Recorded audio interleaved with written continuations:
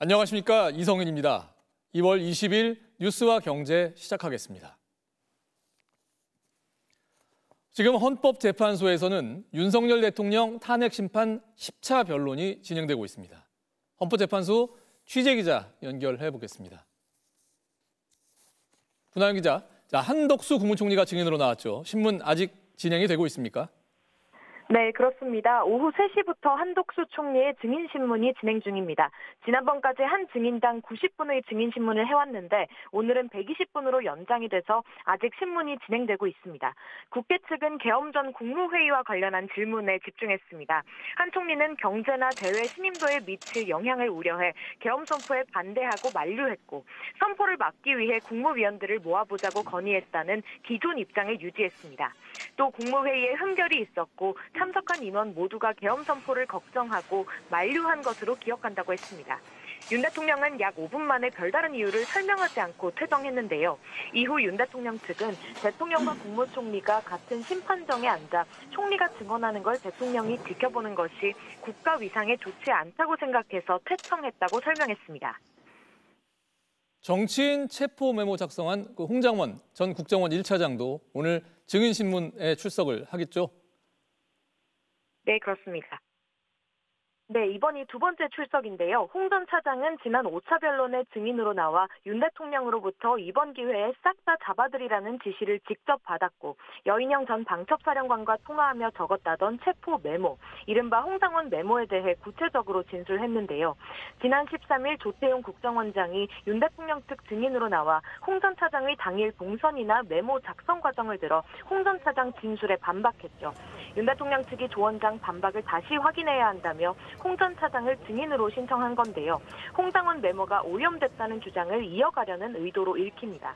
하지만 홍 전 차장이 조태용 원장의 반박에 대해 곧바로 재반박에 나선 걸 보면 오늘 증인신문에서 체포 지시 정황만 더 뚜렷해지는 역효과 가능성을 배제하기 어려워 보입니다. 조금 전 헌법재판소에 들어서며 기자들과 만난 홍 전 차장은 첫 번째 출석 때와 달라진 것이 특별히 없다며 기억나는 대로 성실히 답하겠다고 했습니다. 또 메모도 직접 가지고 나왔다고 밝혔습니다. 지금까지 헌법재판소에서 전해드렸습니다. 민주당은 중도 보수 정당이라는 더불어민주당 이재명 대표 발언을 두고 정치권이 시끄러웠습니다. 국민의힘은 대선을 염두에 둔 위장전입이라고 비판했고 민주당 내에서도 당의 정체성을 함부로 바꿀 수 없다는 반발이 나오면서 의견이 엇갈렸습니다. 정상빈 기자의 보도입니다. 더불어민주당은 중도 보수 정당이라고 말한 이재명 대표가 어제 MBC 100분 토론에서 거듭 보수 목까지 해야 한다고 밝혔습니다. 아니 이런 보수가 세상에 어디 있어요? 거의 범죄 집단으로 지금 거의 전락해가는 것 같아요. 건전한 보수, 합리적 보수, 그 역할도 우리의 몫이 되지 않겠냐, 돼야 된다, 그런 생각하죠. 국민의힘은 조기 대선을 염두에 둔 위장 전입이라고 강하게 반발했습니다. 미군을 점령군이라고 부르며 반체제 운동을 해온 이 대표가 핸들은 왼쪽으로 돌리며 말로는 우회전을 한다고 비꼬았습니다. 훔친 작물을 대단한 개혁이라도 되는 듯이 선물처럼 나눠주며 산타클로스 흉내를 내는 중입니다. 우리 당 정책의 껍데기만 베끼고 있습니다.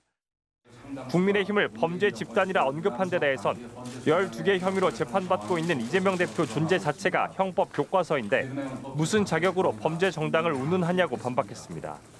민주당 내에서도 설왕설래가 이어졌습니다. 김부겸 전 총리가 정체성을 혼자 규정한 건 월권이라 지적했고 김경수 전 경남지사도 민주적 절차를 밟아야 한다고 적었습니다. 김두관 전 지사는 70년 민주당의 전통을 부정한 발언이라고 비판했고 오선 중진 이인영 의원이 당원 강령을 두세 번 읽어봐도 어디가 보수인지 모르겠다고 지적했습니다. 반면 김대중 전 대통령의 비서실장 출신인 박지원 의원은 약간의 우클릭이 대선 승리를 위해 필요하다고 밝혔고 친명계 저장 정성호 의원도 국민의힘이 보수 가치를 버린 상황에서 합리적 보수까지 껴안자는 얘기라며 이 대표를 엄호했습니다. MBC 뉴스 정상빈입니다. 정부가 인공지능 국가대표 정예팀을 선발해 글로벌 최고 수준의 대형 언어 모델 LLM 개발에 나선다고 국가인공지능위원회가 밝혔습니다. 위원회는 단시간에 세계 최고 수준의 LLM을 개발하도록 필요한 데이터와 그래픽 처리 장치, GPU 등 핵심 인프라를 전폭 지원한다는 방침입니다. 또 인공지능을 조세특례 제한법상 국가전략기술로 지정해 세제 지원과 전력, 입지 같은 제도적 기반도 강화하기로 했습니다.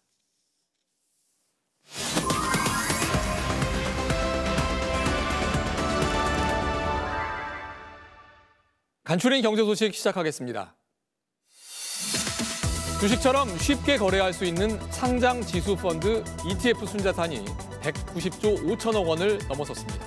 ETF는 시장 개설 21년 만인 2023년 6월 말 순자산 100조 원을 돌파했는데 이후 2년이 채 걸리지 않은 시점에 200조 원을 넘어설 것으로 보입니다. 유럽연합 EU가 현지 시각 19일 러시아산 알루미늄과 원유를 밀수하는 일명 그림자 함대 등을 겨냥한 신규 제재안에 합의해 전쟁 3주년인 이달 24일 공식 채택할 예정이라고 EU 관계자가 밝혔습니다. 그림자 함대는 서방 제재를 피해 러시아산 원유를 밀수하는 선박 70여 척을 가리키고 일부 회원국의 반대로 합의되지 못했던 러시아산 1차 알루미늄의 단계적 수입 금지도 제재안에 포함됐습니다. EU의 제재 합의는 미국과 러시아 회담에서 대러시아 제재 해제를 언급한 지 하루 만에 나왔습니다. 지금까지 간추린 경제였습니다. 기업의 연구개발 투자를 촉진하기 위해 연구개발 비용 일부를 세금에서 공제해주는 제도를 악용해 부당하게 세금을 감면받은 업체 800여 곳이 국세청에 적발됐습니다. 장슬기 기자의 보도입니다. 정부는 기업 경쟁력 향상을 위해 연구나 인력 개발 투자 비용에 대해 최대 50%까지 세액을 공제해줍니다. 이렇게 공제된 세금은 지난 2023년 기준 연간 4조 6천억 원, 건수로는 5만 4천여 건에 이릅니다. 하지만 제도를 악용하는 경우가 끊이지 않고 있습니다. 한 재활의학병원은 연구원의 인건비 수천만 원에 대해 세액 공제를 신청했는데 타인의 논문을 도용하는 등 허위 자료를 제출해 연구 개발을 한 것처럼 속였습니다. 한 교육 서비스 기업은 일반 직원을 허위 등록해서 연구 인력 개발비 세액 공제를 신청했다 적발됐습니다. 또한 바이오 기업은 일반적인 연구 개발을 공제율이 높은 신성장 원천 기술 개발인 것처럼 꾸며 40%의 세금을 감면받았습니다. 또 연구소로 인정받지 않은 기업이 세액 공제를 받기 위해 연구소인 것처럼 서류를 꾸미기도 했습니다. 국세청은 지난해 연구인력 개발비 세액 공제를 부당하게 청구한 864개 기업을 적발하고 270억 원을 추징했습니다. 국세청은 매년 사후 조사를 통해 부당 공제를 검증하는데 3년 전과 비교해 추징금이 10배, 적발 건수는 5.5배 늘어났습니다. 국가 재정의 건전성을 저해하고 공정과세 실현을 방해하는 부당한 세액 공제에 대해 강력하게 대처해 나가 있습니다. 국세청은 세액 공제 기준을 판단하기 어려워 선의의 피해를 입을 수 있다며 사전 심사 제도를 적극 활용해 줄 것을 당부했습니다. MBC 뉴스 장슬기입니다. 인공지능 AI 시대에 AI 주권을 확보하고 초거대 AI 모델을 개발하는 혁신 거점을 지역에서 찾기 위한 정책 토론회가 광주시와 조인철 의원 주최로 국회에서 열렸습니다. 토론회에서는 광주 AI 집적단지에 국가 AI 컴퓨팅 센터를 유치해 글로벌 AI 거점으로 발전시키고 지역 간 균형 발전을 도모하는 방안이 집중 논의됐습니다. 뉴욕 증시의 3대 주가 지수가 등락을 반복하다 강보합으로 마감했습니다. 대형주 위주 S&P 500 지수는 0.24% 상승해 이틀 연속 사상 최고치를 기록했고 기술주 위주 나스닥 종합지수는 0.07% 올랐습니다. 지난밤 공개된 미국 통화정책회의 의사록에 관세 부과 같은 무역 정책이 인플레이션 압력을 다시 키울 수 있다는 우려가 담겼지만 시중 통화량을 줄이는 양적 긴축 정책의 속도 조절 가능성이 함께 언급되며 시장에 큰 영향을 주지 않았습니다. 이 시각 증권시황 삼성증권에서 전하겠습니다. 삼성증권입니다. 국내 증시가 하락했습니다. 코스피와 코스닥 지수가 전날까지 각각 7거래일, 5거래일 연속 올랐던 만큼 지속된 상승세에 피로감을 느낀 것으로 해석됩니다. 상단 저항을 받는 과정에서 숨고르기가 있을 수 있지만 길게 보면 상승 국면에 접어들었다는 분석이 여전한 가운데 오늘 업종별로는 전기가스와 통신, 오락문화가 강했습니다. 오늘 코스피 지수는 17.46포인트 하락한 2654.06포인트에 코스닥은 10포인트 하락한 768.27포인트에 마감했습니다. 투자 주체별 매매 동향을 보면 양시장에서 개인만 순매수 우위를 보였습니다.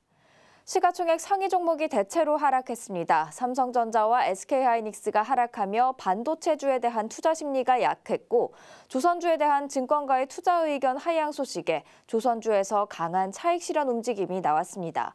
반면 LG에너지솔루션과 포스코홀딩스가 각각 2%대, 3%대 상승률을 기록하는 등 2차전지주가 강했고 한한령 해제 관측이 제기되면서 엔터주, 화장품주, 면세주 또 게임주가 강했습니다.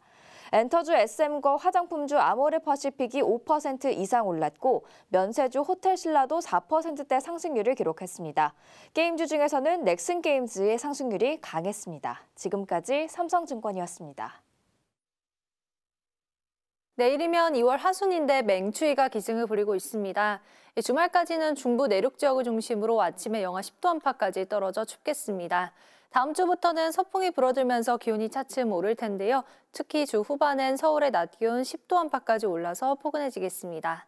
대기는 갈수록 메마르고 있습니다. 특히 부산과 울산 등 동해안 지역은 산불 위기경보, 관심 단계에서 주의 단계로 격상됐는데요. 조금 전 울산 CCTV 화면을 보시면 바람이 강하게 불면서 나무와 카메라가 흔들리고 있습니다. 산불 위험성이 커지고 있습니다. 불씨 관리 계속해서 조심해 주셔야겠습니다. 내일 전국이 대체로 맑겠는데요. 서해안과 제주 산지는 새벽부터 아침 사이 눈이 날리는 곳이 있겠습니다. 내일 아침 기온은 서울이 영하 7도, 춘천 영하 11도로 오늘과 비슷하겠고요. 낮 기온은 서울이 2도, 대구 5도에 머물겠습니다. 주말 사이 서해안과 제주에는 비나 눈이 내릴 전망입니다. 날씨였습니다. 목요일 5시 뉴스와 경제를 마칩니다. 여러분 고맙습니다.